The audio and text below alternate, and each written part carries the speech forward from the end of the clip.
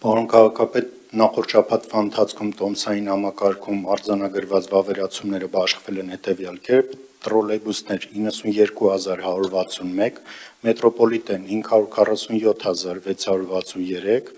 ավտոբուսներ 1,872,321, ընդամենը 2,512,145, ունենք դրական տարբերություն 59,034-ով կամ 2,4%-ով։ Շնորհակալ եմ, պարոն Բաբայան, կա հանրային պահանջ խստացնելու վերահսկողությունը տրանսպորտում։ Վստահաբար կա հանրային պահանջ, այսինքն մարդիկ ինձ գրում են, ասում են շատերը չարամտորեն, հիմնականում երիտասարդները չարամտորեն խուսափում են վճարելուց եւ ակնկալում են, որ այս առումով կոնկրետ քայլեր են արվելու։ Վաստավորապես գիտեմ, որ այս դեկտեմբեր ամսվա